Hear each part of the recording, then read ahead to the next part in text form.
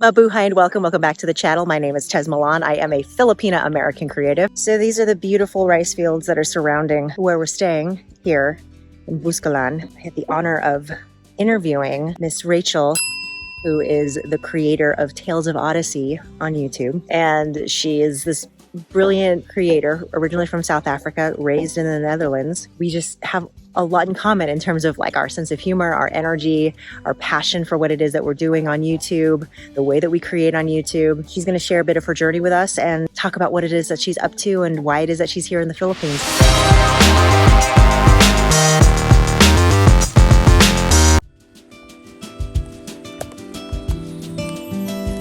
Hi, puppy.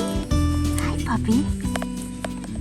Yeah, we're just going to hang out in the paddy field for a little bit, and I think Tess is going to interview me. Yeah. Actually, wow, that is a beautiful photo angle. Thank you so much for agreeing to do this with me. I know it was like totally impromptu and you're like, what's happening? What are we doing and why are we doing it? It has been such an absolute joy to like meet you. Me meeting you now at this point in my journey is really perfect because you're up leveling. I'm going up. Totally. It is cool, yeah. And you're so generous with your knowledge and you're so generous with your time and sharing with me what you've experienced and how you do things. The name of my channel is Filipina American Creative. Being creative is really that's been a big part of my life. Not just a creator, but a creative. And I see that in all that you're doing. It's so creative, everything that you're up to. I know the dog's bouncing around the rice fields. Hi. Hi. As a creative in the Philippines, I have so many questions about your process, your journey as a YouTuber, as well as what brought you to the Philippines. And that's just sort of the preface. Hello. What has been your journey? Like, bring us up to speed as to like How it actually started. Yeah. The first time I really wanted to start doing YouTube was already in 2019. So this is 4 years ago. Yeah. I can remember I went to Namibia to like volunteer project. I was so timid. I actually look back at this footage and I'm like, hi guys, we're in Namibia. But I was sitting in my private room, you know, and I was so scared that other people would hear that I was YouTubing and stuff. And that whole video became more of like an after movie. But it was already then that I really wanted to like sort of start with something, but I never really did it. Yeah. And for me, I really wanted to do more nature-based things, more conservation things, more wildlife things from the start, really, because that is something that I'm really interested in. Yeah. But only later did that become an actual part of the journey. So I think when I started taking it seriously, I was like, okay, now I'm going to just start making YouTube videos, was during the pandemic. This is when I thought, okay, now I'm really going to get started. But it was a bit of a slow burn. Made some videos while hiking and stuff like that, but nothing too serious. And also I was working a full-time job. And then 2021 is when I quit my full-time job. I started living off of the savings and all of that to go and travel. And I was like, you know what, now I'm going to start making actual videos. And I did it, but I was also like traveling a lot, you know. Only this year or last year, I think it got like serious where I was like, okay, I really want to do more collaborations with conservation organizations. I started pushing 2 to 3 videos a week. And basically when the numbers started growing was only in October. We're now in April, you know, so. Last October. Yeah, this is when it actually started growing. Because 1 year ago exactly, I had 900 subscribers. And last night I just hit 20,000. So. I know. Hey, 20K. I've been calling her that all day long. Only this last year, and especially this last period of the year, it went quite quick. But the reason why I've always wanted to make YouTube videos is not like your regular travel creator, even though a lot of my stuff is travel related because I know my channel's still growing and I like to experiment and stuff. Like for me, the end goal is always I want to do more conservation-based stuff and do like more documentary type of videos. Yes. But that is a process. So we will. That's maybe like a 5-year plan to eventually get there. I like storytelling. I also love connecting people with nature and wildlife, and it's also important that we get connected with that. If we look at our planet. So yeah, that's been the driving force, and that's how it kind of got started. But it's just started with me filming my hikes, you know. And now that is like transitioned. But that did give me like my confidence because when you're hiking and you're by yourself during the pandemic, you can just rattle on and on and on, and there's nobody who you have to worry about, who's looking at you or anything. So that builds confidence. Now I walk around with the big camera and I'm like, what's up? Yeah, I think that's probably the thing that's been most obvious for me and so impressive for me is because I'm also in that phase of like, okay, is this too much? It's embarrassing to hold the camera in front of my face and like start talking and people are watching, but like you're so fluid with it. It's so well thought out and thoughtful the way that you are as a I creator. try. Yeah. I try. But like now when we're in Buskalan, like I really want to know a bit more about Buskalan before we actually start filming and everything. You know, I don't want to just do this on the run. Yeah. So I try to take a little bit more care to the video. And that's something else that I noticed too, is that you've researched ahead of time Yeah. the places that we've gone to and are going to. And you already have like really pivotal pieces of knowledge that you are able to then ask people, hey, can you tell me a bit more about this, and confirm these, and then that becomes a part of your storytelling as well. Yeah. Which is really brilliant, because it's not just you walking around like saying, okay, look at all of this stuff. You're actually like really connecting with the people that are there. What brought you to the Philippines? I started 2023 in India. So I went to India first, did quite a few collaborations with conservation organizations. Really love India because there's a lot of natural world and a lot of animal species. And then from there I came to the Philippines. It's been on the list for a while. The reason I wanted to come to the Philippines is because I love the ocean. Like I feel very connected to the ocean. I wanted to be near the beach and the ocean and relax a bit, but also, you know, see something a little bit different to what I have been experiencing. But I think that it's actually been like more enriching than I thought I would be, because I thought I'd be like in the ocean and swimming and everything. Yeah. And here we are in the mountains. Yeah. So it's kind of like shifted its course and everything, but it's been really lovely. Did you know when you first came here that you wanted to come to Buskalan and meet Wang Yeah, Od? And obviously I knew that, but Yeah. I wasn't sure if it would work out because you know Right. the Philippines are lots of islands and you have to Yeah. like travel a lot and everything, and I didn't know how easy it would to get here. But something that I really love about the original culture here of the Kalinga, you know, men earn their tattoos, but for women it was a sign of beauty. I feel that in a lot of cultures and a lot of parts of society, like tattoos are really looked down upon.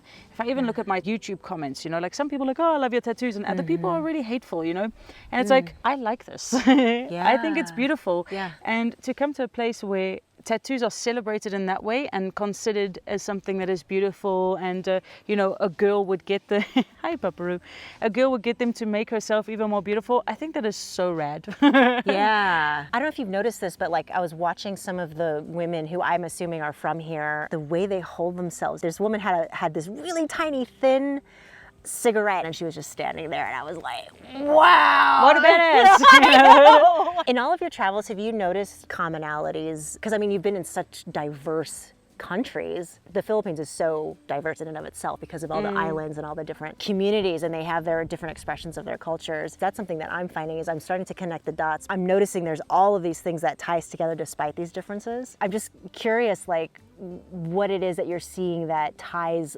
together a lot of the different cultures that you've experienced having been on all of your travels, because you've been to some pretty exotic places too.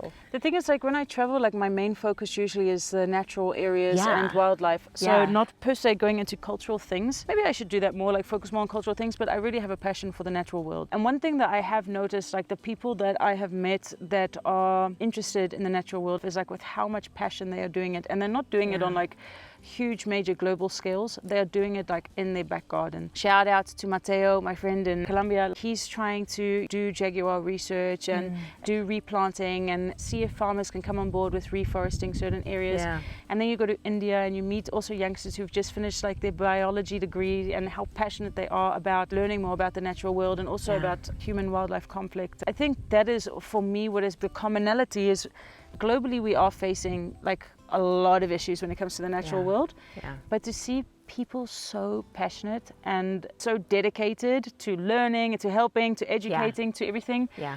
Like that's super inspiring, and I think that would be the commonality that I found. Yeah, totally. And the love for food, but that's that's something else. That's a whole other series and a whole other interview. Yeah. Have you been able to see what efforts are being made here in the Philippines regarding conservation? There are things happening around the world that are not per se good, you know, like when it comes also to like mass tourism. So let's not focus on that. So let's focus on what is being done. For example, the foundation that I'm going to in Bacolod, there's like the big five basically on that part of the island, which is some bird species like hornbills, and they are doing like the breeding programs to then release them into wild, but also do like community outreach, you know, like why it's important to conserve these animals. Also like the Danyugan Island, which I'm hopefully going to visit.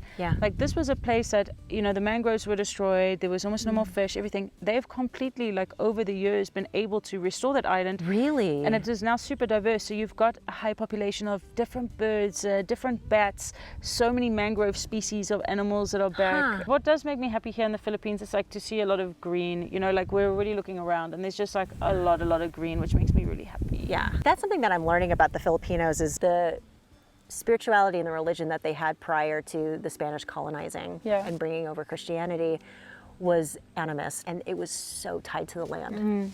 That's something that I'm really drawn to learning more about and curious about, and something that I see just in the way that they interact when they are connected to the land. But I think this is, again, a really global thing because we have, as most societies, become extremely disconnected from nature. Oh, totally. And the thing is, it's like the us and them. So we in the city, and then we'll go out for a day into the forest or something or whatever. When in fact, we should be grounding ourselves in nature like a lot because we are part of it. Because this is not common knowledge, you know, like if you take one thing away or if you keep throwing plastic away, like what we saw today at the Marlborough Hills, how much trash is around. That is something so simple that we could just take down with us. Like that is not about the big massive ocean plastic island that we have. That is literally laziness, you know, by not taking your stuff down. I feel that we've become so disconnected that we also disregard it, and some people are not even aware that they're doing it.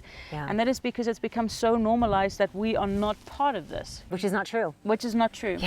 This is not just something that we make products of or throw down hotels and stuff like that. Like this is our future. What you're saying about like previous generations and ancestors and stuff like that, that's also in other cultures and countries as well. And I feel like at some point, I hope more people are going to go onto that journey of connecting with what their past is and maybe find out about that type of stuff, you know, and be like, oh wow, you know what? I also want to live more natural and more connected. Well, thank you so much. Thanks, yay. You know, hopefully this is still filming. Yay, we're still filming! Yay! Yay! If you like this episode, give it a thumbs up, subscribe to the channel. If there are any people that she needs to interview or talk to, if you've got questions for her, like drop them in the comments, because then she can make content based on what you guys are interested in. So see, this is the pro right here. This is 20K talking right there. stop it. See you later. Bye. Goodbye.